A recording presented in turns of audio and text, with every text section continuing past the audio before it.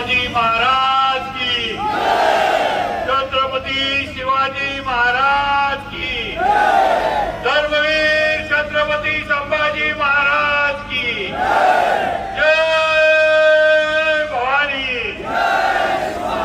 जय शिवाजी, हर हर।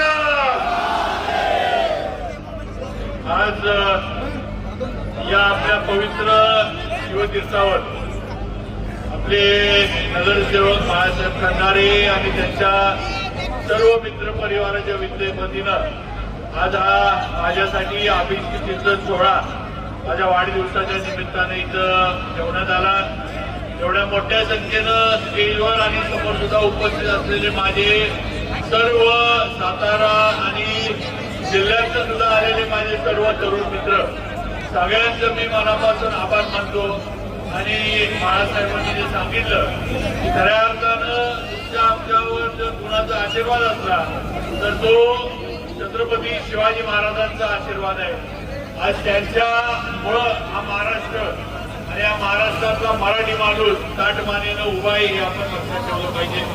आज धर्मवीर छत्रपती संभाजी महाराजांचा बलिदान दिवस हा आपण साजरा करतोय।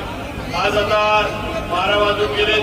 आज गुढीपाडव्याचा शुभ दिवस, 3.5 मुहूर्तापैकी 1 मुहूर्त आज लागू झालेला आहे।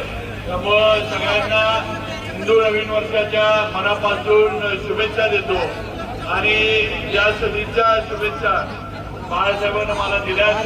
मला माहिती आहे की मनापासून त्याचं माझ्यावर लक्ष असतं, मनापासून त्याचं माझ्यावर प्रेम आहे आणि नक्की जरंडेश्वराच्या आशीर्वादानं तुम्ही मी आपण सगळे हे उदंड आयुष्य आणि निरोगी आयुष्य आपल्याला मिळेल याची मला खात्री आहे।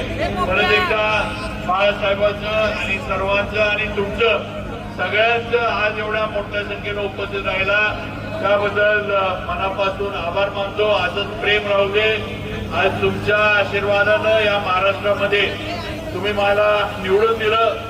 या महाराष्ट्रात 2 नंबरचं मताधिक्य तुम्ही मला दिलं आणि आज तुमच्यामुळं तुमच्या ताकदीमुळं आज महायुतीच्या या सरकारमध्ये भारतीय जनता पार्टी आणि आमचे नेते आपले नेते देवेंद्रजी फडणवीस यांच्या नेतृत्वाखाली आज कॅबिनेट मंत्री म्हणून मी काम करतोय।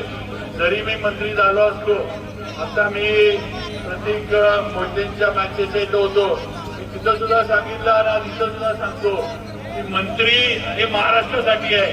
सातारा झाल्यानंतर फक्त बाबा आहे एवढं लक्षात ठेवा। आणि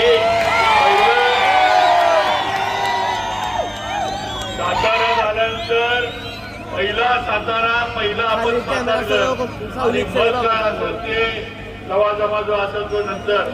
मग कायम तुम्ही मी आपण सगळेजण शेवटपर्यंत शेवटच्या श्वासापर्यंत सातारकर म्हणूनच राहणार आणि सातारकर म्हणूनच जाणार एवढं या निमित्तानं सांगतो। परत एकदा सगळ्यांचं मनापासून स्वागत, सगळ्यांचं मनापासून आभार, बाळासाहेबांचं मनापासून आभार मानतो आणि वाढदिवसाच्या शुभेच्छा आपण दिल्या त्याबद्दल थँक्यू आणि लव्ह यू ऑल एवढंच सांगतो।